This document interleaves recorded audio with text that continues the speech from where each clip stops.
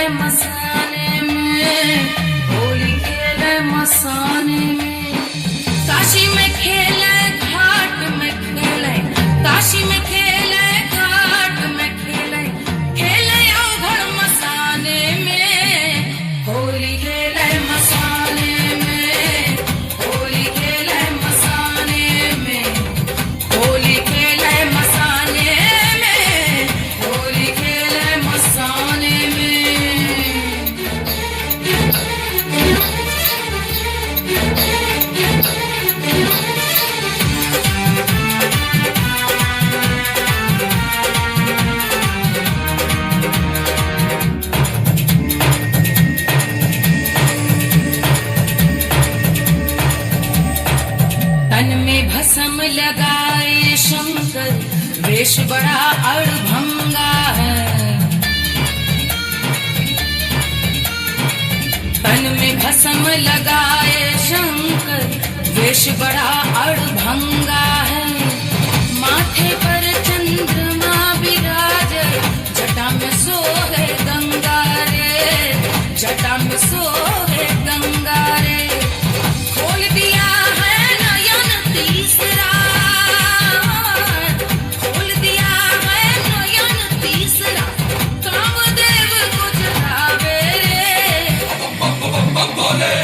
होली खेले मसाने में होली खेले मसाने में होली खेले मसाने में होली खेले मसाने में अरे नाक से खेले अरे राग से खेले अरे कसम से खेले अरे भूत से खेले अरे रेत से खेले अरे प्रेत से खेले अरे भंग से खेले अरे रंग से खेले अरे भंग से खेले रंग से खेले भंग से खेले रंग से खेले जय हो जय हो जय हो जय हो जय हो जय बोले जय बोले जय बोले जय बोले जय बोले